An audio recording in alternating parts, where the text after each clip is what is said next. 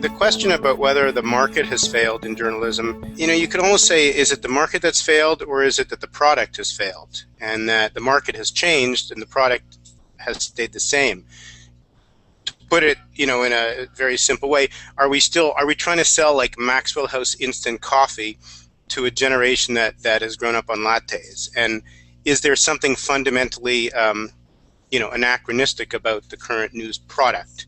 Now, I know that that's a huge, huge, broad statement, but going back to what Gregg said about, if journalism is supposed to provide new knowledge for the public good, which I think is a great, simple definition for it, then the question, that raises is, what is it about journalism that doesn't do that? And so my own experience, and I, speaking at colleges or to various audiences, is I often just will ask people, I'll say, I'll give you 2 minutes, think of as many social problems as you can and write them down, and we'll put them up on a blackboard.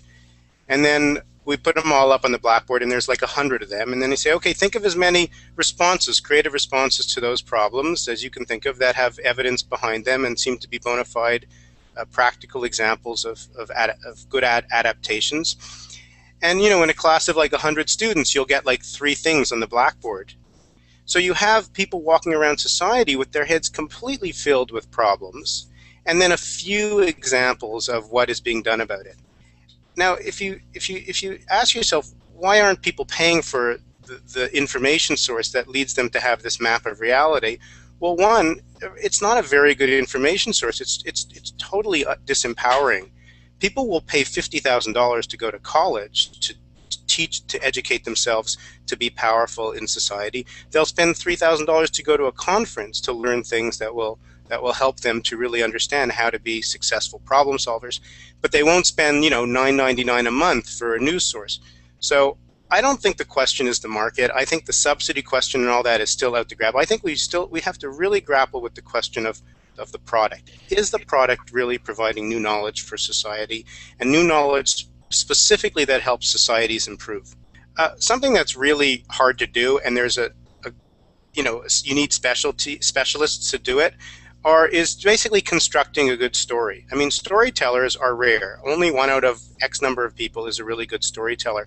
So while you want the doctor and the nurse to be supplying information that's really close to the source and very, very, very, very specific to a particular story, you really do need these people who are great storytellers and great reporters out there digging up. And that's the role of the professional journalists.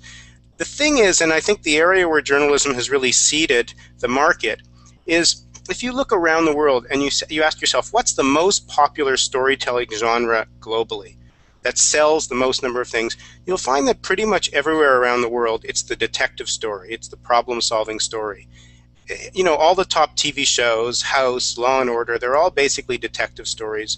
You can find detective stories and mystery stories in every single culture around the world. They're always bestsellers. And they're always basically, it's a narrative around how somebody solves a problem. Now, we have 1 million social problems around the world, and we have 1 million people solving social problems or working on responses to them that are very interesting journeys of problem solving.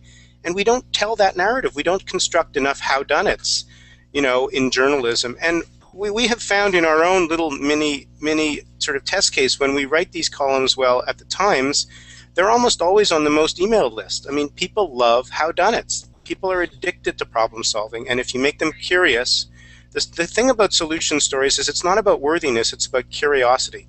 And if you make people curious and they're like, how do you actually reduce the dropout rate in the school? How would you actually get the nurses and the doctors to wash their hands all the time in a hospital? Very, very interesting challenges.